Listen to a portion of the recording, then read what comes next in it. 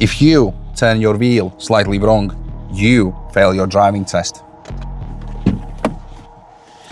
Reverse parking might seem tricky, but it's actually not that hard. And today we're gonna break it down step by step. Hey there, it's Ed here, and welcome to Ray Driving Theory channel.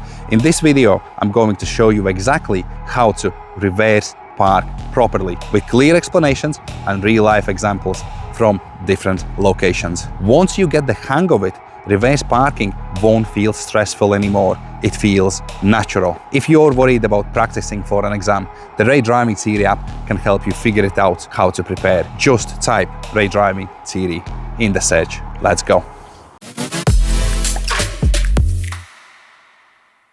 Reverse bay parking is one of the maneuvers you might be asked to do during your driving test. It can take place inside the test center car park or in any other car park during your test. When you do it, the examiner will be checking three main things. Observations. They want to see continuous all-round awareness before and during the maneuver. Control. That means smooth use of clutch, accelerator, brake, and steering. Accuracy. You need to finish with all four wheels completely inside the bay lines. And here's the good news. The DVSA does not require one correct technique. You can use 45-degree angle, the three-line method, or another safe approach, as long as you keep your observations, control, and accuracy spot on. Don't make your life difficult with reverse bay parking. The first step is to set yourself up. Let me show you how to do it. So first step is to set yourself up for the maneuver. Don't make your life difficult on your driving test by choosing a difficult space. When you're entering the car park, try to choose yourself an easy location and try to stay away from the vehicles so you don't put yourself under the pressure. Examiner will ask you to carry out a reverse bay parking maneuver, but he will not identify a specific bay to use, so it's your choice which bay you want to use. Okay, the first thing we need to do is to get one of the bay lines in the middle of the door. I do hope you can see that in the camera. Now from that bay line, we're going to count 3 bays. So we call this a 3-bay method. 1, 2, 3. The third bay is going to be the bay which I will be taking. Now, as I got my reference points, I will select my reverse gear, so my reverse lights comes on and the vehicles behind me know what I'm going to be doing. I could indicate as well that I'm doing my maneuver onto the right side, but at the moment there's no one around me and that indicator would be not needed basically. Okay, the first thing now I'm going to do after my reference point is sorted, I will do a full lock to the right. Before I start any movement, I need to observe. So I'm going to check my blind spots, I'm going to look behind the vehicle, I'm going to check all my mirrors, I'm going to look over my other shoulder, make sure there's no one around me, because this is very important. Before we start moving, we need to look, is it safe to make the movement? And throughout the maneuver, we need to carry on looking around the vehicle. So everything's ready. I'm going to ease off my brake, I'm going to bring up the biting point, I'm going to slowly start moving the vehicle, and while I'm moving as slow as possible, I'm looking around. What's happening? Is anyone there? Would I need to stop my maneuver, or is there anything I would need to do? While we're reversing, using the mirrors, gonna help you to see where your vehicle is going. So at this moment, at this angle, the left mirror will not show me much of an indication where my vehicle is going. The key mirror would be the right mirror, but remember, don't just focus on one mirror and just carry on reversing, because you're not gonna see what's happening around the vehicle. So we need to carry on looking around, but the information is taken from the right mirror. So as I'm reversing, I can see in my mirrors I'm going towards the bay. Now before the vehicle becomes straight, it's still slightly angled. In my right mirror, I can see the bay line, so I know my back of the car is going towards the bay. So I will carry on reversing with the same lock I had till the vehicle becomes approximately straight. And now I'm using my both mirrors to see when it's gonna be straight. Brilliant. I will stop it. If I look ahead, I can see that the vehicle is straight as well.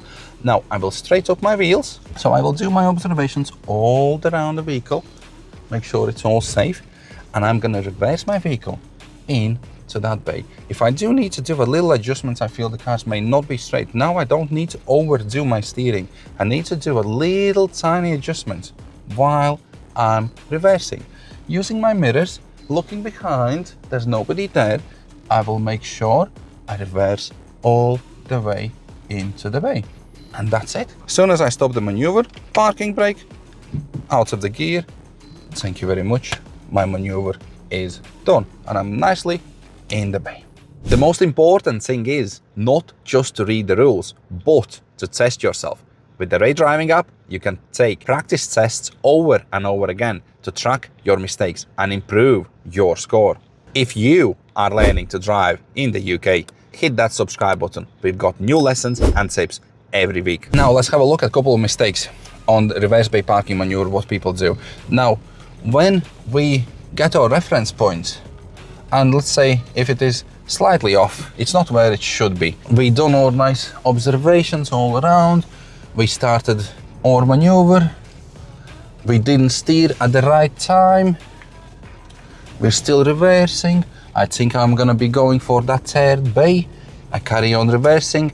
I'm not observing my mirrors very well. And I go, okay, one line on the right, one line on the left. Okay, what is this? I think I'm in a bay. I can see a line there, I can see a line there. So it means I'm in between two bays actually, if we look ahead of ourselves. So one of the mistakes is not utilizing the mirrors very well and not getting into the bay. So now we're in between two bays. It doesn't mean the test finishes. You have options to fix your maneuver. So let me show you how to fix the maneuver. If you're not in a bay, examiner may ask you a question. Are you happy with your maneuver? You go, no, I'm actually not. I'm gonna go into the gear one.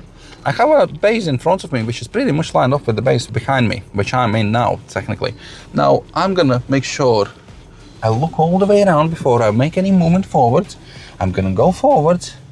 I'm gonna line my front of the vehicle towards the bay in front of me. I'm gonna see the bay behind me in the mirrors. And all I need to do now is reverse back into it. Before I reverse, I'm doing my all-round observations, making sure it's safe. And I'm gonna get the vehicle into the bay. I'm gonna secure my vehicle, finish it.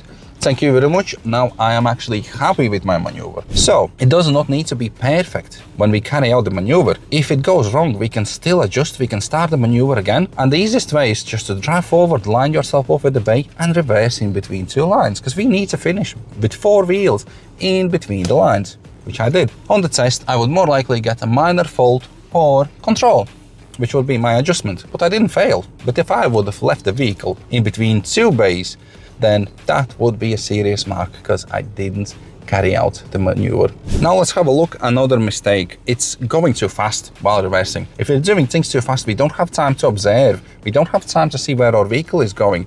We don't have opportunities to fix the maneuver. So it's generally your clutch control or using too much gas. My vehicle requires just the clutch. So going too fast, you would prepare yourself for your maneuver.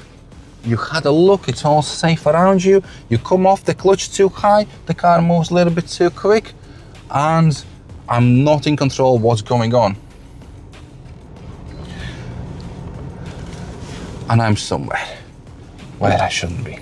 Yeah? Make sure you do your maneuver as slow as possible. Move the car gently, give yourself plenty of time to see what's happening around you. Let me just go around the car park again and just get myself to the nice spot. Let's have a look at a little bit of another issue, which is oversteering. Is I got my reference point right. I can control the vehicle nice and slow, but I am oversteering. Before I reverse, I've done my observations. I'm reversing into the bay and I'm nicely observing what's happening around me. But now, when I'm looking at the mirrors, I think, okay, I might be a little bit close to that line. That means I need to get my back of the car more over to the right side.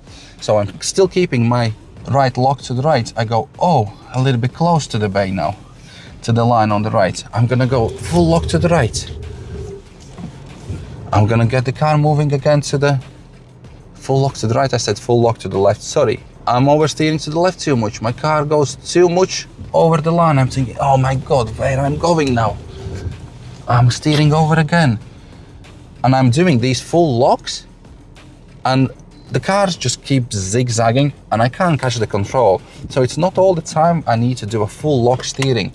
Let's say if we're slightly off the bay and we need to do a little adjustment, all we need to do is do a little steering. I select my reverse gear, I'm gonna do my nice first lock. I'm going towards the bays. I have done my all observations. If we need to do slight adjustments, let's say I think I might be a little bit too close onto the left side now. Okay, so I will move the back of the car just tiny bit over to the right. I will straight up my wheels. I'm gonna reverse in and I'm gonna do little steering to slowly bring this car back, and I'm gonna keep the car nice and slow. You can see the car lines up, the gaps are equal on both sides, and I just gonna make sure I reverse into that bay fully. A little steering to adjust the car slightly. A little steering with the steering wheel, not using the full locks, can slowly guide the vehicle where you want to go. Compared with the slow speed, you will be able to see that I don't need actually to steer too much. If you practice this way just few times, reverse parking will start to feel way less stressful. It's all about staying calm, in control, and building confidence with a bit of repetition. And don't forget, we've got an app to help you with that. The Ray Driving Theory app helps you to stay sharp by practicing regularly, from theory to hazard perception, all in one place. Thank you for watching, and I will see you in the next video. Keep practicing and drive safe. See ya.